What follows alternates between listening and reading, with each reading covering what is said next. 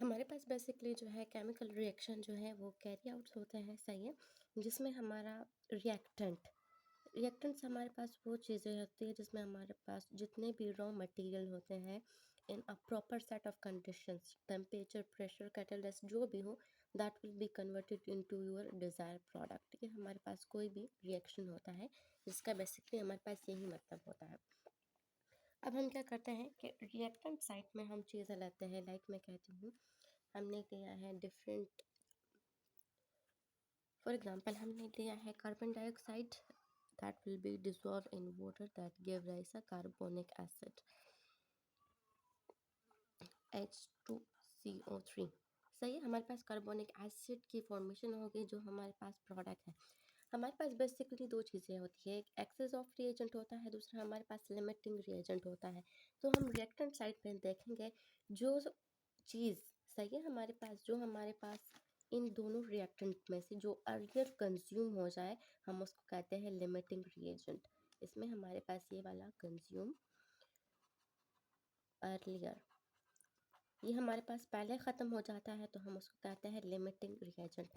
अब access reagent हमारे पास वो होता है जो रिमेन अनरिएक्टेड। फॉर एग्जांपल हमने कोई चीज़ जो है वो अपने अमाउंट से ज़्यादा ली है और वो हमारे पास ज़्यादा रिएक्शन नहीं करती। फॉर एग्जांपल यहाँ मुझे 1 मोल ऑफ कार्बन डाइऑक्साइड चाहिए था for the 1 mole of formation of carbonic acid, लेकिन मैंने क्या किया था कि मैंने 2 मोल लिया था। तो 2 मोल में से क्या होता है कि 1 मोल जो है वो वाटर के साथ रिएक्ट करेगा, 1 मोल ऑफ बाइकार्बोनिक एसिड जो है वो हमारे पास बना देगा, लेकिन ये हमारे पास ज़्यादा है तो इस ज़्यादा में से जो वो एक मेरे पास जो है इजाफी बच जाएगा, हम उसको कहते हैं अनरिएक्टेड। तो जो चीज़ हमारे पास अनरिएक्टेड में आ जाती है हम उसको कह सकते हैं एक्सेस ऑफ रिएजेंट। हम इसको थ्रू न्यूमेरिकल के ज़रिए सॉल्व करने की कोशिश करते हैं। फॉर एग्जांपल हमारे पास यही वाला रिएक्शन है that carbon dioxide react with the water to produce carbonic acid. इसमें है हमारे पास कि हमारे पास 120 ग्राम ऑफ कार्बन डाइऑक्साइड हमने डिज़ोल्व किया है इसको 80 ग्राम ऑफ वाटर में, सही है। तो इन दोनों में से हमने जो है लिमिटिंग रिएजेंट को हमने फाइंड आउट करना है कि इसमें से आपका लिमिटिंग रिएजेंट कौन सा है। तो हमने क्या करना है कि सबसे पहले इन सारी चीज़ों को जो ग्राम में गिवन है हमने इसको कन्वर्ट करना है आपकी मोल्स में। तो हम डायरेक्टली फॉर्मूला यूज़ करेंगे मोल का। So the mole of carbon dioxide का हम करते हैं, इसका हमारे पास फॉर्मूला था mass in gram divided by molar mass, सही है। तो अभी मास तो हमारे पास गिवन है लेकिन मोलर मास गिवन नहीं है, हमने मोलर मास फाइंड करना है। सो मोलर मास का फाइंड करना है कि हमने सबसे पहले जो है फॉर्मूला लिखना है, उसके बाद कार्बन का हमारे पास एटॉमिक नंबर 12 है, नंबर ऑफ अटैच कार्बन इसमें मेरे पास 1 है, हमारे पास जो ऑक्सीजन है वो हमारे पास उसका 16 है, लेकिन हमारे पास 216 अटैच है तो हमने मल्टीप्लाई करना है 2 के साथ, सही है। सो ये हमारे पास 12 आता है and that will B 32 which give us the 44 ग्राम पर मोल, सही है। ये हमारे पास इसका यूनिट है। तो हमने डायरेक्टली इसमें पुट करना है, लाइक मैं कहती हूँ हमारे पास है 120 gram multiply by 44 that give rise, हमारे पास आंसर आता है इसका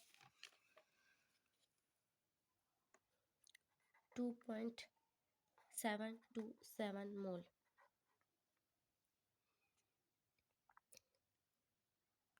सिमिलरली डायरेक्टली जो है हम करते हैं आपके वाटर का। तो वाटर का हमारे पास क्या था, वही वाला फार्मूला यूज़ करते हैं, मैं डायरेक्टली फाइंड आउट करती हूँ 80 और इसका मोलर मास। तो वाटर का हमारे पास मोलर मास क्या आता है, मेरे पास 2 हाइड्रोजन है और इसको 16 के साथ करना है क्योंकि एक ऑक्सीजन है, सो मैंने 1 किया है, 2 1 ज़ा 2 एंड दैट विल बी 16, हमारे पास है 18। तो ये मेरे पास 18 आ रहा है। अगर हम इसको सिंपली डिवाइड कर लें तो हमारे पास आंसर आता है 4.44 मोल्स ऑफ वाटर, सही है, हमारे पास यही आता है। सबसे पहले हमने क्या करना है कि कन्वर्जन फैक्टर अप्लाई करना है। इस वाले इक्वेशन को देख के हमने कन्वर्जन फैक्टर अप्लाई करना है। कन्वर्जन फैक्टर में हमारे पास है कि अगर हमारे पास 1 मोल ऑफ कार्बन डाइऑक्साइड है तो हमारे पास 1 मोल ऑफ कार्बोनिक एसिड बनेगा। हम इसको ऐसे लिख सकते हैं 1 mole of carbon dioxide equivalent to that will be produce, हमारे पास 1 मोल ऑफ बाइकार्बोनिक एसिड या कार्बोनिक एसिड भी हम उसको कह सकते हैं। सही है। अब हमारे पास क्या है कि हमने कार्बन डाइऑक्साइड का फाइंड करना है, तो आपके रिएक्टेंट साइड पे जो 1 मोल है ये आप ऊपर लिख लें। रिएक्टेंट साइड का हमारे पास डिनोमिनेटर में है, हम इसको डिनोमिनेटर में लिख लेंगे विद, हमने क्या करना है, जो number of mole of carbon dioxide क्या है हमने उसके साथ मल्टीप्लाई करना है, 2.727। सही है। अगर ये हम कर लें तो ये तो वाकई में भी हमारे पास जो है, ये हमारे पास 1 है, तो हमारे पास आंसर आ जाएगा 2.727 मोल ऑफ कार्बन डाइऑक्साइड। सही है।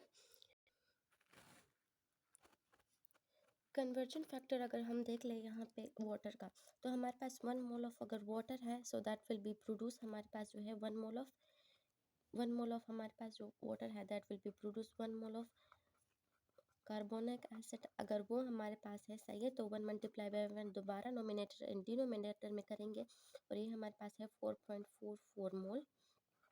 सही है। तो इसका आंसर भी हमारे पास आता है वही। सही है, क्योंकि एक का डिवाइड और मल्टीप्लाई करने से हमारे पास कुछ नहीं आता। तो अगर आप इन दोनों वैल्यू को हम चेक करें, सही है, ये मोल ऑफ वाटर, इन दोनों वैल्यू को अगर हम चेक करें तो इसमें हमारे पास जो वाटर की वैल्यू है, सही है, number of mole of water, ये हमारे पास ज़्यादा है एज़ कम्पेयर टू जो हमारे पास बन रहे हैं कार्बन डाइऑक्साइड के, ये वाली वैल्यू। अब देखें, जो वैल्यू हमारे पास कम होगी तो वो जल्दी ज़्यादा ख़त्म हो जाएगी as compare to this one, क्योंकि ये हमारे पास ज़्यादा है। तो जो चीज़ हमारे पास जल्दी ख़त्म हो जाएगी, कंज्यूम अर्लियर, हम उसको कहते हैं कि ये हमारे पास लिमिटिंग रिएजेंट है। और जो हमारे पास एक्सेस में रह जाएगी, सही है, जो हमारे पास ज़्यादा क्वांटिटी में होगा, वो हम उसको कहते हैं एक्सेस।